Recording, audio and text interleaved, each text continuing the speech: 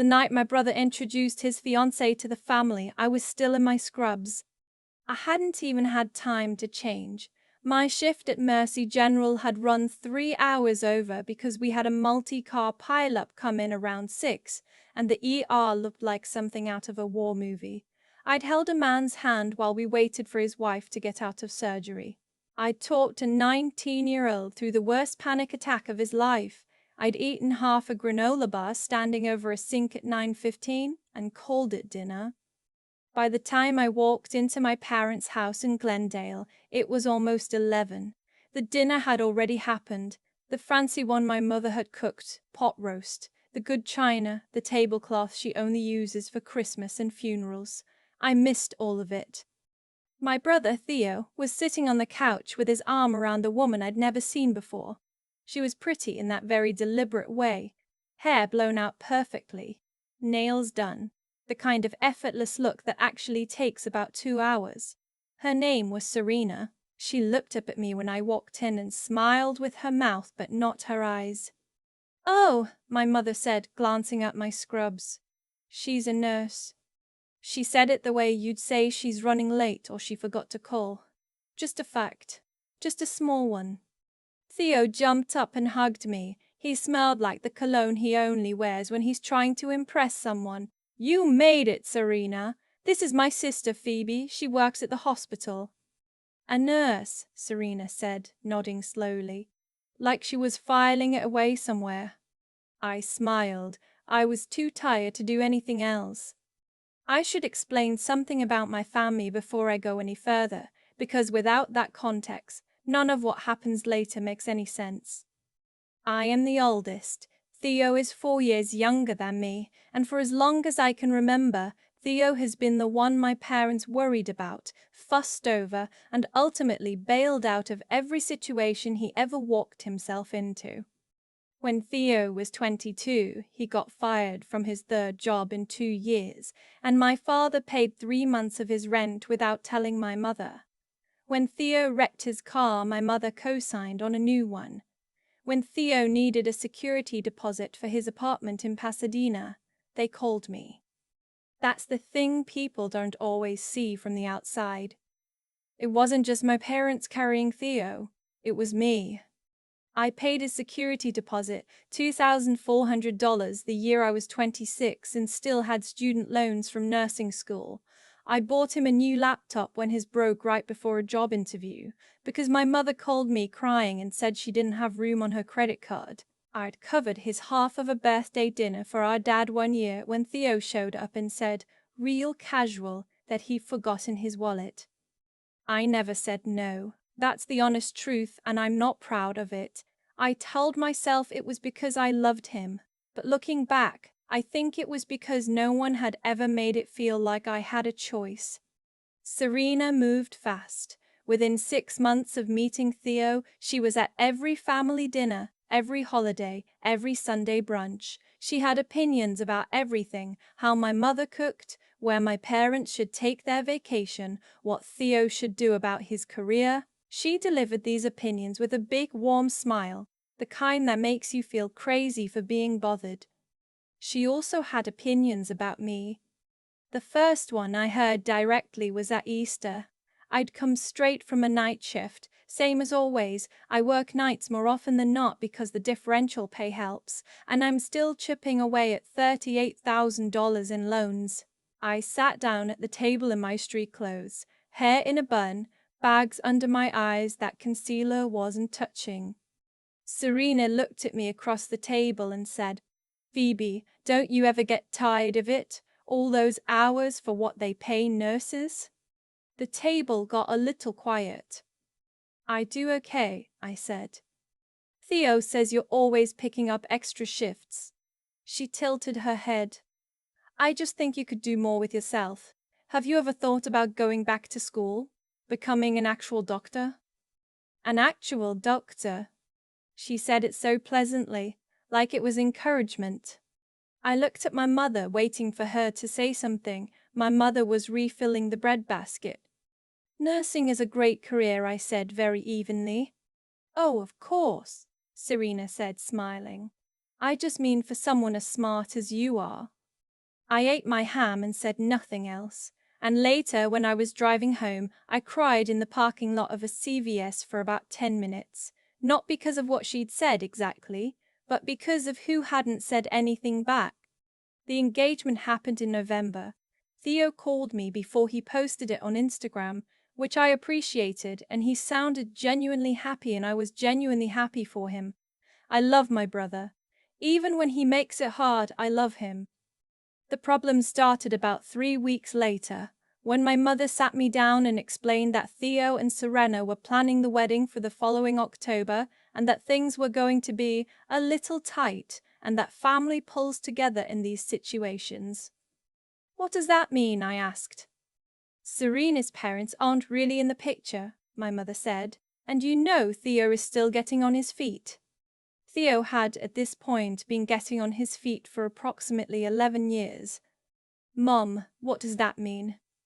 She twisted her hands together. We were hoping you might contribute to the engagement party. Just the venue deposit, it's only $1,500.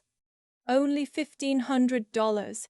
I was making decent money by then. I'd gotten a charge nurse position 8 months earlier, but I was also still paying loans, still paying rent in a city where rent is genuinely obscene, still driving a 2,000 miles on it. I said yes, because I always said yes. I paid the deposit on the venue, a place in Burbank with string lights and exposed brick that Serena had picked out from a Pinterest board.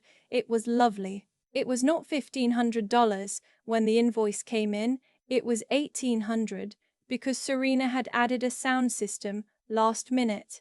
My mother called to tell me, apologetically, and I paid the extra $300 without making a scene. The engagement party was in January. I worked to double the day before and showed up in a dress I'd bought on clearance at Nordstrom Rack. Serena was in something that probably cost more than my car payment. She greeted me at the door with a hug and whispered, "Thank you so much for the venue, Phoebe. You're so generous." She said generous the way some people say naive. Over the next several months, the requests kept coming, not always from Serena directly. She was smarter than that. They came through my mother, through Theo, occasionally through a group text where everyone's looking at their phones and hoping someone else will answer first.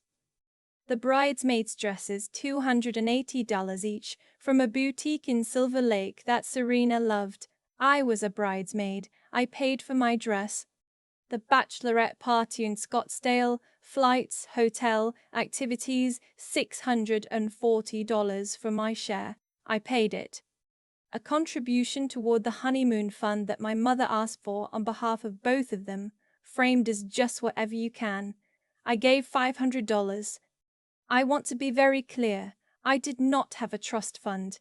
I did not have wealthy parents who covered my education or given me a down payment for a house. Everything I had worked for weekend by weekend, night shift by night shift, holiday premium by holiday premium. And I kept handing it out like it was nothing, because the alternative was being the difficult one. Meanwhile, Serena kept making small comments about my hours, about my apartment. "It's cozy," she said once, in a tone that meant the opposite.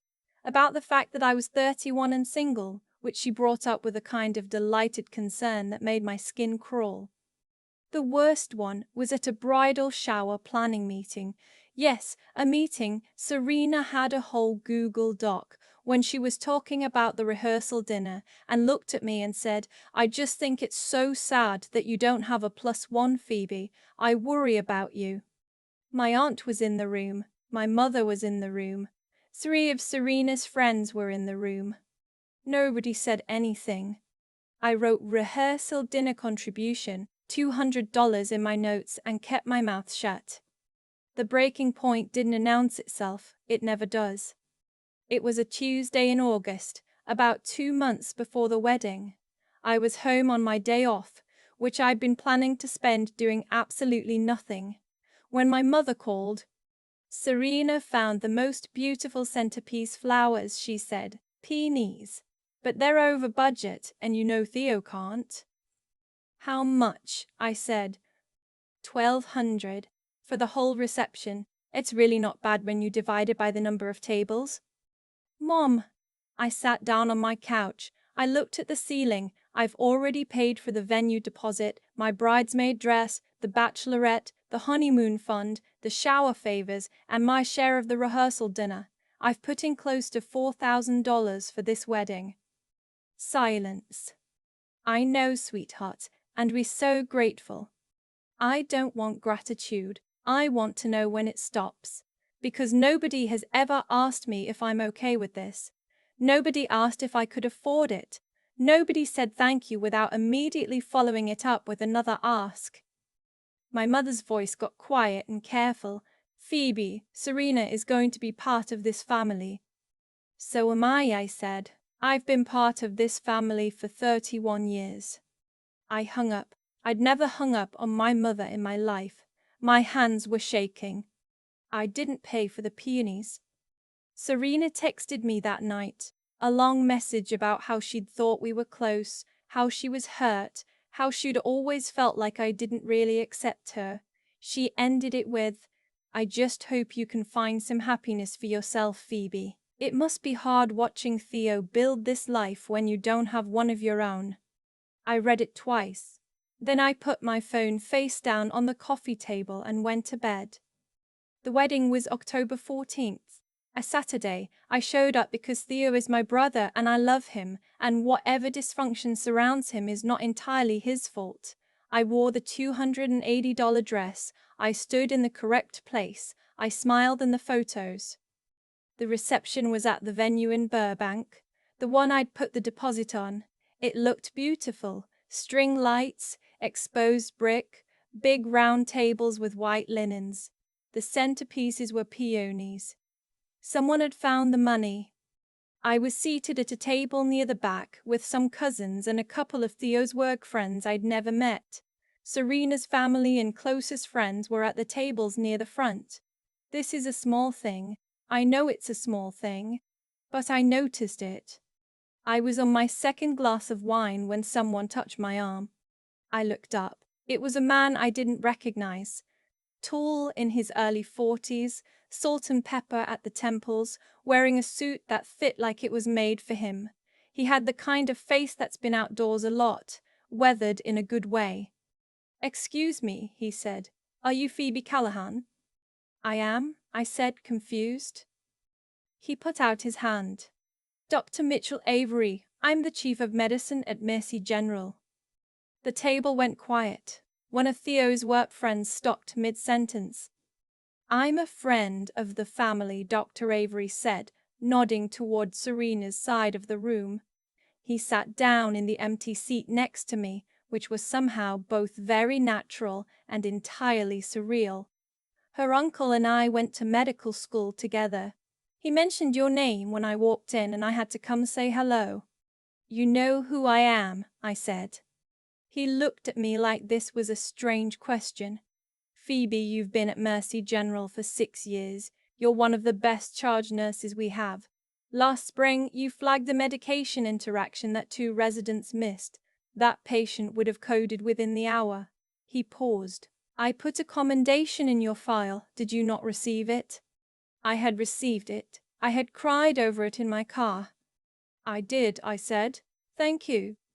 "No," he said. "Thank you. That's the kind of clinical instinct we can't teach. You either have it or you don't." From across the room, I felt eyes on me. I didn't look, but I felt it. Dr. Avery stayed at my table for about 20 minutes. We talked about a new protocol the hospital was piloting, about a case we'd both been peripherally involved in the previous winter. He asked about my career plans with what felt like genuine interest. He mentioned that the hospital was building out a new critical care unit and that he'd be looking for experienced charge nurses to help shape the department. "I'd like to set up a meeting," he said when he finally stood to leave. "Have HR reach out to you next week." "Okay," I said. My voice was steady. Underneath the table, I was gripping my napkin. He shook my hand again. "It was a pleasure, Phoebe. You should be proud of what you've built." He walked back across the room, and I finally looked up. Serena was standing near the bar, maybe 30 feet away. She was very still. Her champagne flute was halfway to her mouth and she'd just stopped there, like someone had pressed pause. Her eyes were moving between me and Dr. Paz, Avery and back again, and for the first time since I'd known her, she had absolutely nothing on her face. No warm smile. No tilted head. Nothing. Theo was next to her. He was watching too. My mother was at the table behind mine. I heard her lean over to my aunt and say something quietly, and my aunt said, "That's the chief of medicine at her hospital. He came over to talk to her." Serena found me during the reception, about an hour later near the dessert table. She came up next to me with a fresh glass of champagne and said, in a voice she was working very hard to keep normal, "So you know Mitchell Avery?" "We work together," I said. "He's my hospital's chief of medicine." "He said you were one of their best nurses." She laughed a little, but it came out wrong, tight. "He did," I said. She looked at me for a moment. Then she said, "I had no idea you were so." She stopped. "I mean, I knew you were a nurse, I just didn't realize." "That nurses do real medicine," I said, pleasantly, the way she would have said it. Her mouth opened and then closed. I picked up a small plate of cookies and said, "Congratulations on the wedding, Serena. It's beautiful," and I walked back to my table. Here's what changed and what didn't. Theo called me 2 days after the wedding. He said he'd had a long talk with Serena and that she felt terrible, and that he hoped we could all move forward as a family. He said it in the careful way people say things when they've been coached on what to say.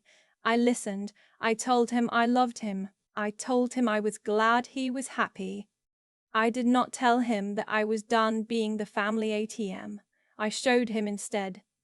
The next time my mother called with a request, it was November.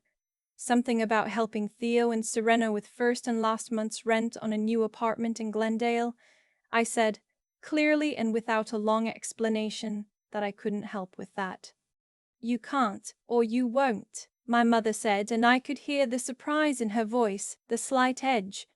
"Both," I said. "I love you, Mum. I'll talk to you soon."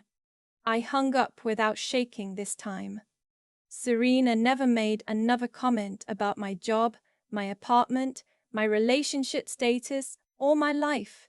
At Christmas that year, she was perfectly polite to me in the way people are polite when they've recalibrated and they know it. I was polite back.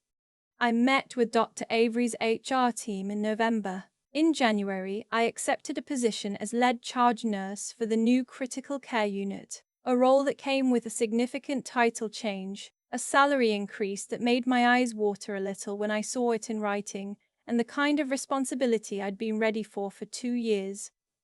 I didn't announce it to my family. My mother found out when my aunt mentioned seeing my name in a hospital newsletter. She called me genuinely proud, and I let her be proud without pointing out that she'd been in that room when Serena asked me if I'd ever thought about becoming an actual doctor. I'm not angry. I want to be clear about that because I think sometimes these stories are supposed to end in anger, in a final confrontation, in someone saying the perfect, devastating thing while everyone watches. That's not what happened. There was no single explosion. There was just a slow, quiet shift in me, in what I was willing to accept, in how I understood my own value.